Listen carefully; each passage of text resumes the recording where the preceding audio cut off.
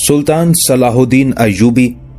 मलिक आदिल 1000 सिपाहियों के हमरा दमिश्क पहुंचा। सलाहुद्दीन अय्यूबी कुछ दिन तक बहुत खामोशी से दमिश्क के उन इंतजामी मामलात का जायजा लेता रहा जो सुल्तान नूरुद्दीन जंगी के इंतकाल के बाद नए अमीरों के जरिए किए गए थे। उस सिलसिले में सलाहुद्दीन अय्यूबी ने दमिश्क के उन मकामी बाशिंदों से खुफिया मशवरे किए जो हकीकतन उसके सच्चे हमदर्द और बही ख्वाह थे। उन लोगों ने बड़े राजदाराना अंदाज में सलाहुद्दीन अय्यूबी को बताया, जब से सुल्तान मलिक सालेह सादुद्दीन गमश्तगीन जैसे खबीस और शातिर इंसान के जेर असर आए हैं, उसी रोज से दमिश्क का निजाम ममलुकत जेरो जबर हुआ है। काजी तकीउद्दीन जो सुल्तान नूरुद्दीन जंगी के नामजद करदा थे और अपने नाम की तरह इंतहाई मुत्तकी इंसान थे, उन्हें गमश्तगीन ने जहर देकर मार डाला। ये अजियतनाक खबर सुनकर सलाहुद्दीन अय्यूबी बुरी तरह चौंक उठा और उसके चेहरे पर शदीद नफरत और गजब का रंग उभर आया। क्या काजी तकीउद्दीन जैसे मुअज्जज और बाअसर इंसान को इतनी आसानी से जहर देकर कत्ल किया जा सकता था? पूरे दमिश्क में किसी ने कोई एहतजाज नहीं किया। किसी को पता ही कब चला कि काजी तकीउद्दीन की मौत जहर के असर से वाक़ हुई है। एक शख्स ने उदास लहजे में कहा, तो फिर तुम कैसे कह सकते हो कि काजी साहब को जहर देकर हलाक किया गया था? सलाहुद्दीन अय्यूबी ने इंतहाई तेज लहजे में उस शख्स से सवाल किया। ये राज तो उस वक्त फाश हुआ जब काजी तकीउद्दीन को गुस्ल दिया गया। दूसरे शख्स ने काजी साहब की गैर तबई मौत के बारे में इंकशाफ करते हुए कहा। जब काजी तकीउद्दीन की तदफीन हो चुकी तो गस्साल ने उनके अजीजों को बताया कि उनके होंठों पर खून के हल्के हल्के निशानात मौजूद थे। दरअसल वाकया ये था कि वफात से एक दिन पहले काजी तकीउद्दीन रात के वक्त सरकारी दावत में शरीक हुए थे। फिर उसी दावत में खाने के जरिए उन्हें जहर दिया गया। जहर इतना खतरनाक और सरीउल असर था कि गिजा के चंद लुकमे खाते ही काजी साहब को खून की एक बहुत बड़ी कैं हुई और शाही दस्तरखान से उठते उठते उनकी मौत वाक़ हो गई। फिर गमश्तगीन के हुक्म पर काजी तकीउद्दीन के मुंह का खून साफ करके लाश उनके घर भेज दी गई, मगर फिर भी उस मर्दे मोमिन के खून के कुछ दाग बाकी रह गए। सलाहुद्दीन अय्यूबी जाती तौर पर काजी तकीउद्दीन से वाकिफ थे। वो एक पाकबाज और बुलंद हौसला इंसान थे। किसी मुकदमे का फैसला करते वक्त वो बड़ी से बड़ी सिफारिश या दबाव को खातिर में नहीं लाते थे। जब सलाहुद्दीन अय्यूबी पर यह राज खुला कि उस मर्दे बासफा को कत्ल किया गया है तो वालिय मिस्र के दुख की कोई इंतहा नहीं रही।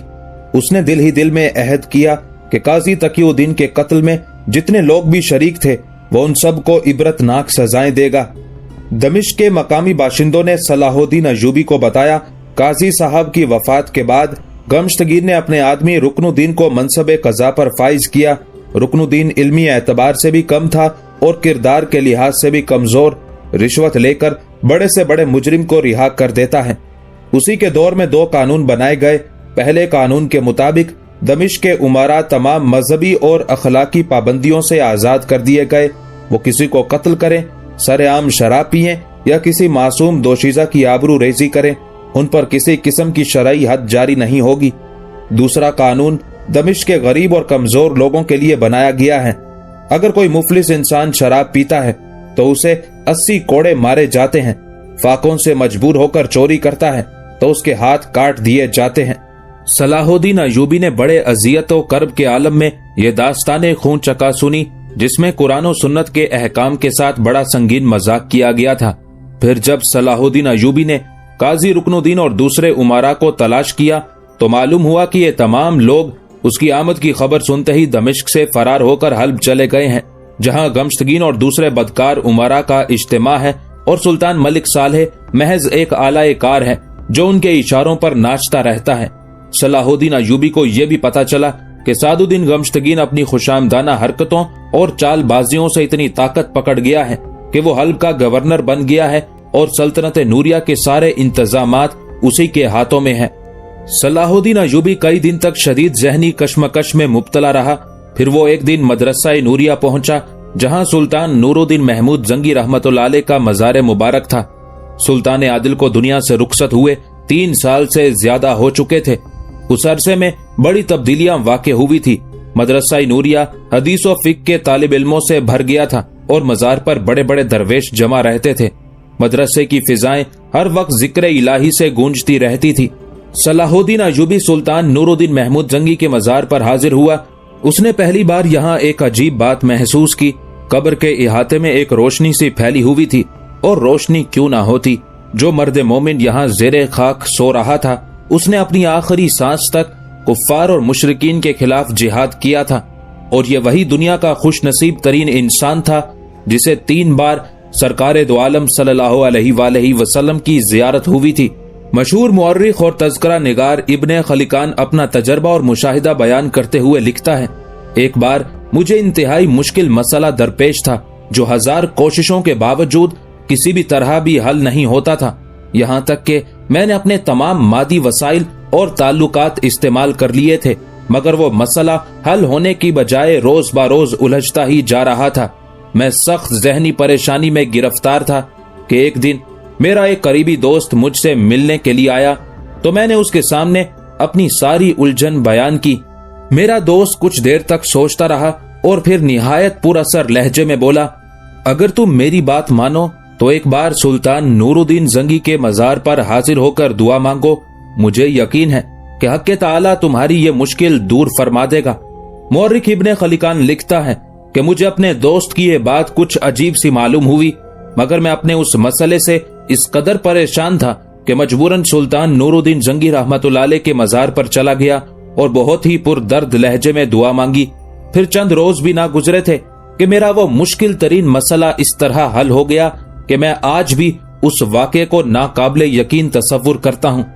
ابن خلکان کے علاوہ تاریخ میں اور بھی بہت سے بڑے لوگوں کے ایسے واقعات درج ہیں کہ جن کی دعائیں سلطان نور الدین زنگی کے مزار پر حاضر ہونے کے بعد سنی گئیں۔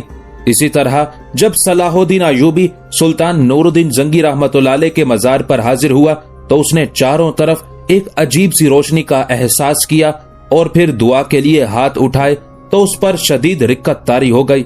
اس نے اشک بار آنکھوں کے ساتھ دعا مانگی، اے خالق کائنات، اے مالک بحر و بر، اے بلندوں کو پست کر دینے والے اور اے حقیر و کم ترین لوگوں کو اوج کمال تک پہنچانے والے، مجھے توفیق و استقامت دے کہ میں تیرے اس مجاہد کی خواہش کی تکمیل کر سکوں اور میرے کمزور کاندھوں پر جو بار امانت رکھا گیا ہے اسے اپنی تمام تر ناتوانی کے باوجود اٹھا سکوں۔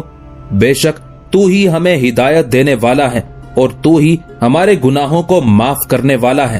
اس دعا کے بعد صلاح الدین ایوبی نے دمشق کے تمام باشندوں کو میدان اخضر میں جمع ہونے کا حکم دیا۔ پھر جب وہ طویل و عریض میدان دمشق کے پریشان حال عوام سے بھر گیا تو صلاح الدین ایوبی ایک اونچے ممبر پر کھڑا ہوا جہاں سے وہ میدان کے آخری گوشے تک کھڑے ہوئے لوگوں کو آسانی سے دیکھ سکتا تھا۔ جیسے ہی صلاح الدین ایوبی ممبر پر نمودار ہوا اور دمشق کے باشندوں نے اسے دیکھا تو پورا میدان فریاد و فغاں سے گونجنے لگا۔ لوگ ماتمی انداز میں اپنی اپنی رداد علم بیان کر رہے تھے۔ صلاح الدین، تجھے معلوم ہے کہ سلطان عادل کی وفات کے بعد ہم مجبوروں پر کیا گزری؟ وہ مرد حق دنیا سے کیا گیا کہ عدل و انصاف یتیم ہو گئے۔ خونخوار درندے گلی کوچوں میں کھلے پھرتے ہیں اور جس کا چاہتے ہیں خون پی لیتے ہیں، انہیں روکنے والا کوئی نہیں۔ ہماری عزت و آبرو لٹ گئی، گھروں کو آگ لگا دی گئی اور ہمارے غیرت مند جوانوں کو قتل کر دیا گیا۔ فریاد کیا تھی؟ اس کا ایک ایک لفظ تیروں نیزوں کی طرح تھا جو صلاح الدین کے دل میں پیوست ہو گیا، یہاں تک کہ شدت غم سے اس کی آنکھیں نم ہو گئی۔ پھر تیزی سے بہتے ہوئے آنسوؤں نے والی مصر کی داڑھی کو بھگونا شروع کر دیا۔ پھر جب شور فغاں کچھ کم ہوا تو ممبر کے قریب کھڑے ہوئے ایک بوڑھے شخص نے انتہائی دردناک لہجے میں صلاح الدین ایوبی کو مخاطب کرتے ہوئے کہا، تو اتنی دیر سے ہم تک کیوں آیا؟ کیا ہماری چیخیں تیرے کانوں تک نہیں پہنچ رہی تھی؟ ہم تو اپنے پیاروں کی لاشوں پر ماتم کر چکے اور ہماری آنکھیں تو روتے روتے خشک ہو چکی، مگر کل تجھے بھی مرنا ہے۔ ہمیں بتا کہ قیامت کے دن اپنے مالک کے سامنے کیا منہ لے کر جائے گا؟ کیا تجھے اس لیے مسلمانوں کا امیر بنایا گیا تھا کہ تو اپنے محل کے دروازے بند کر کے گہری نیند سو جائے اور باہر تاریک گلی کوچوں میں اہل ایمان کی عزتیں لٹتی رہیں اور ان کی لاشیں غور و کفن کو ترستی رہیں؟ بوڑھے کی فریاد اس قدر جاں گداز تھی کہ صلاح الدین ایوبی پر لرزہ طاری ہو گیا۔ پھر اس نے بڑی مشکل سے اپنی جذباتی اور ہیجانی کیفیت پر قابو پایا اور دمشق کے مظلوم عوام سے مختصر خطاب کیا، صلاح الدین نے ہزاروں انسانوں تک اپنی آواز پہنچانے کے لیے عجیب و غریب انتظام کیا تھا۔ ہر 10-15 گز کے فاصلے پر بلند آواز رکھنے والے نقیب کھڑے کیے گئے تھے، جو صلاح الدین ایوبی کی زبان سے ادا ہونے والے الفاظ عوام تک پہنچاتے تھے۔ والی مصر نے کہا، اب وہ بولیں گے جن کی زبانیں بند کر دی گئی تھی۔ میں تمہاری کھوئی عزتیں واپس نہیں لا سکتا، مگر اتنا یقین دلاتا ہوں کہ آئندہ کسی کی بیٹی بے آبرو نہیں ہوگی، چاہے وہ غیر مسلم ہی کیوں نہ ہو۔ اگر ایسا کوئی واقعہ پیش آ جائے تو تمہیں اجازت ہے کہ سر عام میرا گریبان پکڑ سکتے ہو۔ شدت جذبات سے صلاح الدین ایوبی کی آواز بھرائی ہوئی تھی اور آنکھوں سے مسلسل آنسو بہ رہے تھے۔ میں تمہارے ان غیور لڑکوں کو واپس نہیں لا سکتا جنہیں عین عالم جوانی میں زیر خاک سلا دیا گیا، لیکن اگر آج کے بعد کسی ظالم امیر کا خنجر تمہارے کسی نوجوان کی شہرت تک پہنچتا ہے تو اس کے خون کا الزام میری گردن پر۔ ہاں، یہ ممکن ہے کہ تمہارے جلے ہوئے گھر دوبارہ تعمیر کرا دیے جائیں۔ صلاح الدین ایوبی کے اس اعلان سے وحشت زدہ چہروں پر اطمینان اور سکون کی ہلکی سی لہر ابھری، مگر اس کے ساتھ ہی ایک نوجوان نے والی مصر سے سوال کیا، امیر، اگر آپ واپس چلے گئے تو وہی درندے دوبارہ لوٹ آئیں گے جو اس وقت آپ کے خوف سے اپنے محفوظ غاروں میں روپوش ہو گئے ہیں۔ اس نوجوان کے سوال کا جواب دیتے ہوئے صلاح الدین ایوبی نے کہا، میں تمہیں ان درندوں کے رحم و کرم پر تنہا چھوڑ کر نہیں جاؤں گا۔ بفضل حق تعالی میں نے ان کی واپسی کے تمام دروازے بند کر دیے ہیں، اور وہ آج کل جن محفوظ غاروں میں روپوش ہیں انشاءاللہ انہیں بھی بہت جلد کھود ڈالوں گا۔ پھر تمہارے مجرم تمہاری ہی عدالت میں کھڑے ہوں گے۔ تم سب پر اللہ کی سلامتی ہو۔ یہ کہہ کر صلاح الدین ایوبی ممبر سے نیچے اتر آیا اور پورا میدان اخضر دعائیہ کلمات کے شور سے گونجنے لگا۔ اگرچہ صلاح الدین ایوبی نے دمشق کے ایک ایک گوشے پر اپنی گرفت مضبوط کر لی تھی، لیکن اس کا دل ہوس سے اقتدار کے جذبات سے یکسر خالی تھا، اس لیے اس نے سلطان ملک صالح کے نام کا خطبہ جاری رکھا تھا۔ پھر اپنی اطاعت و فرما برداری کو عملی طور پر ثابت کرنے کے لیے صلاح الدین ایوبی نے اپنے ایک معتمد خاص کو خط دے کر حلب روانہ کیا۔ وہ خط بڑے والہانہ اور عقیدت مندانہ انداز میں لکھا گیا تھا، میرے مخدوم، آپ پر اللہ کی سلامتی ہو۔ ہم لوگ جس زمانے سے گزر رہے ہیں وہ سخت بددیانتی اور عہد شکنی کا زمانہ ہے۔ کوئی کسی پر یقین نہیں کرتا، مگر میں آپ کا حرف اعتبار ہوں۔ میری درخواست ہے کہ صرف چند دنوں کے لیے دمشق تشریف لے آئیں۔ میں کسی بدنیتی سے یہاں نہیں آیا ہوں۔ مجھے اہل دمشق نے دعوت دی تھی کہ میں ان کی فریاد کو پہنچوں اور انہیں صفاق و بدکار امراء کے ظلم و ستم سے نجات دلاؤں۔ مجھے افسوس ہے کئی نمک حرام امراء نے، جن کی گردنوں میں سلطان عادل کا توق غلامی ہے، آپ کو رعایا سے دور رکھا۔ میری خواہش ہے کہ ایک بار میرے ہمراہ دمشق کے گلی کوچوں میں پھر کر ان ستم رسیدہ انسانوں کی تالیف قلب کر دیجئے جنہیں بہت ستایا گیا ہے۔ اس کے ساتھ ہی وہ منظر اپنی آنکھوں سے دیکھ لیجئے کہ آج بھی تمام مساجد میں آپ ہی کے خطبات کی گونج سنائی دیتی ہے۔ خاندان زنگی کا ادنا خادم صلاح الدین ایوبی۔ جب والی مصر کا یہ محبت نامہ حلب کے دربار میں پڑھا گیا تو گمشتگین اور دوسرے غدار امراء کے ہوش و حواس اڑ گئے۔ ان لوگوں نے فوری طور پر صلاح الدین ایوبی کے قاصد سے کہہ دیا کہ چند روز میں اس کے خط کا جواب مصر پہنچ جائے گا۔ پھر قاصد کے جاتے ہی دربار برخاست کر دیا گیا اور گمشتگین کے کہنے پر حلب کے تمام امراء ایک کمرے میں جمع ہوئے۔ قطب الدین بن حسان نے صلاح الدین ایوبی کا خط کئی بار با آواز بلند پڑھا اور اپنے ساتھی امراء سے کہا کہ اس مکتوب کے رموز و نکات پر روشنی ڈالیں۔ کمرے کی فضا پر گہرا سکوت طاری تھا اور تمام امراء غور و فکر میں ڈوبے ہوئے تھے۔ نو عمر ملک صالح بڑی حیرت سے اپنے ہر امیر کا چہرہ دیکھ رہا تھا۔ آخر بہت غور و خوض کے بعد گمشتگین اور دوسرے امراء نے بیک زبان کہا، یہ سلطان ذیشان کے خلاف ایک گہری سازش ہے۔ اگر صلاح الدین خاندان زنگی سے مخلص و وفادار ہوتا تو دمشق کے معاملے میں مداخلت ہی کیوں کرتا؟ وہ اسلام کے نام پر سلطنت نوریہ کے سادہ لو عوام کو کھلا فریب دے رہا ہے۔ سیاسی فتنہ گروں کی چالوں سے بے خبر سلطان ملک صالح نے اپنے امراء کا تبصرہ سن کر چہرے سے یہ تاثر دیا کہ جیسے وہ سچ کہہ رہے ہیں۔ مکار گمشتگین نے اپنے نادان آقا کی اس کیفیت سے فائدہ اٹھاتے ہوئے ایک اور بھرپور ضرب لگائی، سلطان ذیشان، اس کا تو یہ مطلب ہے کہ جیسے ہمارے دلوں میں اپنے مذہب کے لیے کوئی جذبہ اور کوئی تڑپ ہی نہیں، بلکہ صلاح الدین کے اقدامات سے تو یہ ظاہر ہوتا ہے کہ جیسے ہم لوگ کافر ہیں۔ یہ کہتے کہتے منافق غمشتگین نے اپنے چہرے پر مصنوعی رنج و غم طاری کر لیا تھا۔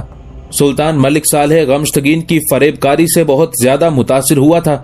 یقیناً آپ لوگ میرے ہمدرد اور والد محترم کے وفادار ہیں۔ اس نازک صورتحال میں آپ لوگ جو فیصلہ کریں گے وہ میرے لیے قابل قبول ہوگا۔ غمشتگین اور اس کے ہمنوا دوسرے امراء کے چہروں پر خوشی کی لہر دوڑ گئی۔ نہ سمجھ پرندے نے بڑی آسانی سے ان کے بچھائے ہوئے جال کے پھندوں کے درمیان اپنی گردن رکھ دی تھی، بس ڈوریاں کھینچنے کی دیر تھی۔ پھر غمشتگین نے سرکاری کاتب کو بلا کر صلاح الدین ایوبی کے خط کا جواب تحریر کرایا۔ اگر تم واقعتاً خاندان زنگی کے وفادار ہو تو ایفائے عہد کا عملی مظاہرہ کرو اور بلا تاخیر دمشق چھوڑ کر مصر واپس چلے جاؤ، یا پھر اگر تم انتظامی معاملات پر گفتگو کرنا ہی چاہتے ہو تو خود تنہا ہماری خدمت میں حاضر ہو جاؤ۔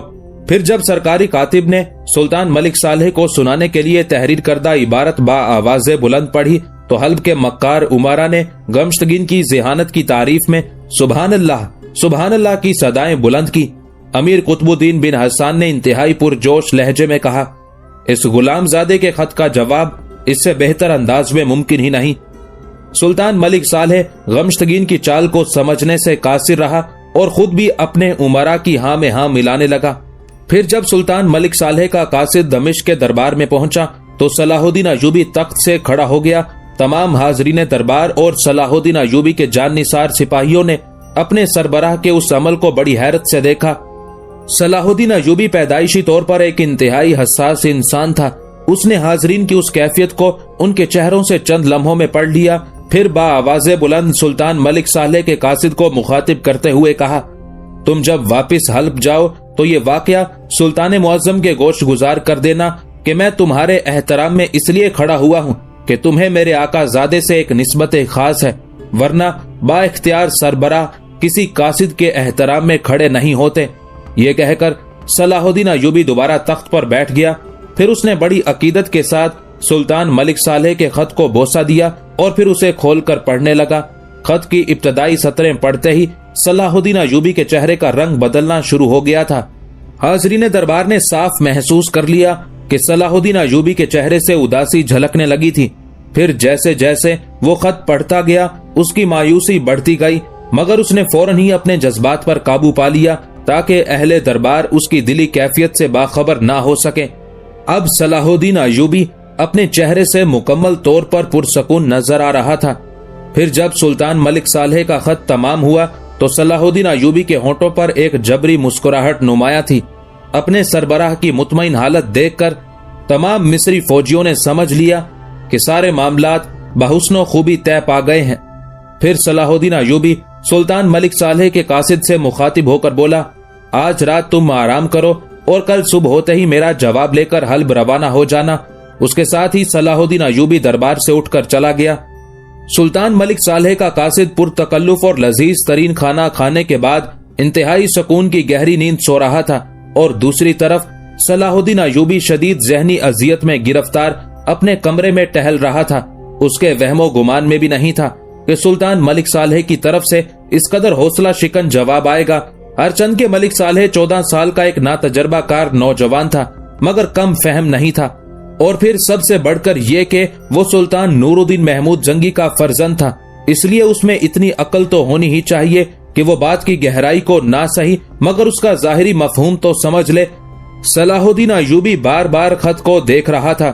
خط پر مہر ملک صالح ہی کی تھی مگر تحریر کسی اور کی تھی۔ صلاح الدین اس شخص کو بھی جانتا تھا جو اس ظالمانہ عبارت کا خالق تھا۔ یہ خط اس قدر شاطرانہ اور عیارانہ انداز میں لکھا گیا تھا کہ سلطان ملک صالح اور صلاح الدین ایوبی کی ملاقات ممکن نہیں رہی تھی۔ صلاح الدین ایوبی یہی چاہتا تھا کہ کسی طرح تنہائی میں اس کی ملاقات سلطان صالح سے ہو جائے تاکہ وہ نو عمر حکمران کو سیاست کے نشیب و فراز سمجھا سکے اور ان عمراء سے دور رہنے کی تلقین کر سکے جو وفاداری کی قبا پہن کر بدترین جفاکاری کا مظاہرہ کر رہے تھے۔ صلاح الدین ایوبی کی سمجھ میں کچھ نہیں آ رہا تھا کہ وہ اس خط کا کیا جواب دے۔ صلاح الدین یہ بھی نہیں چاہتا تھا کہ دوسرے امراء کو اس اختلاف کا پتہ چلے और फिर किसी की जबान लड़खड़ा जाए तो बात फरंगियों तक पहुंच जाए। आखिर जब सलाहुद्दीन किसी नतीजे पर ना पहुंच सका तो उसने मशवरे के लिए अपने सालार अमीर इज़ुद्दीन और छोटे भाई मलिक आदिल को अपने कमरे में तलब कर लिया। बारी बारी दोनों अमीरों ने सुल्तान मलिक सालेह का खत पढ़ा और एक ही राय दी। सुल्तान के इस खत से जाहिर होता है कि गुफ्तो शनीद के सारे दर बंद हो चुके हैं या फिर किसी सियासत के तहत बंद कर दिए गए हैं। आपको तने तन्हा हल बुलाना एक सियासी चाल है जिसके मुज़मरात इंतहाई खतरनाक हो सकते हैं। वाकई ये गमश्तगीन के शैतानी दिमाग की खौफनाक और दोहरी चाल थी। अगर सलाहुद्दीन अय्यूबी अकेला हल्ब में दाखिल होता है तो उसे गिरफ्तार कर लिया जाएगा, फिर उसे एक ऐसी दस्तावेज तहरीर कराई जाएगी जिसके तहत वो ममलुकत मिस्र की सरबराही से दस्तबरदार होने का ऐलान करेगा और उसके तमाम इलाकों पर सुल्तान मलिक सालेह का कब्जा हो जाएगा। बाद में या तो सलाहुद्दीन को कैद में रखा जाएगा या फिर सूरत हाल का जायजा लेकर उसे कत्ल कर दिया जाएगा। गमश्तगीन की इस चाल का दूसरा पहलू निस्बतन कम खतरनाक था, मगर उसके सोचे हुए सियासी मंसूबे को तकमील तक पहुंचाने के लिए काफी था। गमश्तगीन के ख्याल में अगर सलाहुद्दीन अय्यूबी तने तन्हा हल्ब नहीं आता तो फिर सुल्तान मलिक सालेह पर बड़ी आसानी से ये बात साबित की जा सकती है कि वो सल्तनत नूरिया का गद्दार है और सुल्तान आदिल की हुकूमत पर कब्जा करने का ख्वाब देख रहा है। दोनों सूरतों में गमश्तगीन की कामयाबी थी और वो आइंदा पेश आने वाले वाकयात से एक खास लज्जत महसूस कर रहा था। आखिर तवील बहसो मुबाहिसे के बाद सलाहुद्दीन अय्यूबी ने अमीर इज़ुद्दीन और मलिक आदिल के मशवरे से सुल्तान मलिक सालेह के खत का जवाब अपने कलम से तहरीर किया। मुझे निहायत अफसोस है कि सुल्तान मुअज़्ज़म ने मेरी वफादारी और अकीदत पर बदतरीन शक किया, बल्कि मेरे जज्बात का खून ही कर डाला। शायद आपको मालूम नहीं कि मेरे और सुल्तान आदिल के दरमियान एक मुआहिदा था कि मैं अपनी जान देकर भी उनके विरसे की हिफाजत करूंगा। इस विरासत में आपका भी एक मुनासिब हिस्सा है, मगर ज्यादा हिस्सा उन अहले ईमान का है जो निहायत कमजोर और मफलूकुल हाल हैं। आप जब भी दमिश्क तशरीफ लाएंगे मेरी आंखों को फर्शे राह पाएंगे। खादिम की तरफ से माजरत कबूल फरमाइए। ना तो मैं दमिश्क छोड़कर मिस्र वापस जा सकता हूँ और ना सुल्तान मुअज़्ज़म की खिदमत में हाजिर हो सकता हूँ। दूसरे दिन सुबह होते ही सुल्तान मलिक सालेह का कासिद हल्ब की तरफ रवाना हुआ और सलाहुद्दीन अय्यूबी ने अपने एक नायब सिपह सालार को हुक्म दिया कि वो बर्क रफ्तारी के साथ मिस्र पहुंचे और अपने साथ 10,000 मुंतखिब सवार लेकर शाम के मजाफाती इलाके में दोबारा उससे आ मिले। अमीर इज़ुद्दीन और मलिक आदिल ने सलाहुद्दीन अय्यूबी के उस हुक्म को बड़ी हैरत से सुना, मगर अपने अमीर के इरादों को समझने से कासिर रहे। फिर जब सलाहुद्दीन अय्यूबी का जवाब हल पहुंचा तो गमश्तगीन और दूसरे गद्दार उमरा की खुशी का कोई ठिकाना नहीं रहा। वो अपने मंसूबे में बड़ी आसानी से कामयाब हो गए थे। सुल्तान ज़ीशान, मैंने पहले ही अर्ज किया था कि गुलाम ज्यादा होता है। जबानी जमा खर्च हो तो ये बढ़ चढ़ कर बोलते हैं, मगर जब आजमाइश का वक्त आता है तो पुष्ट दिखा देते हैं, जैसा कि सलाहुद्दीन ने किया। मेरी नाचीज राय के मुताबिक आपको दमिश्क पर फातह पढ़ लेनी चाहिए। सुल्तान मलिक सालेह ने एक बार फिर उसी हिमाकत और नादानी का मुजाहिरा किया। अगर कोई मुखलिस और दानिशमंद अमीर होता तो उस नौ उमर हुक्मरान को ये नुक्ता समझाता कि सलाहुद्दीन अय्यूबी अब भी उसका वफादार है, मगर बदकिस्मती से सुल्तान मलिक सालेह के तमाम अमीरों मुशीर निहायत खुद गरज और बेरहम इंसान थे। हर शख्स अपनी अपनी बिसात के मुताबिक मलिक सालेह की नातजर्बाकारी से खेल रहा था और अपनी जागीर में तोसी के मंसूबे बना रहा था। गमश्तगीन की बातें सुनकर सुल्तान मलिक सालेह को गुस्सा आ गया और उसने चीख कर तमाम उमरा को मुखातिब करते हुए कहा, क्या तुम में कोई ऐसा नहीं जो इस गुलामजादे को इस सरकशी की सजा दे सके?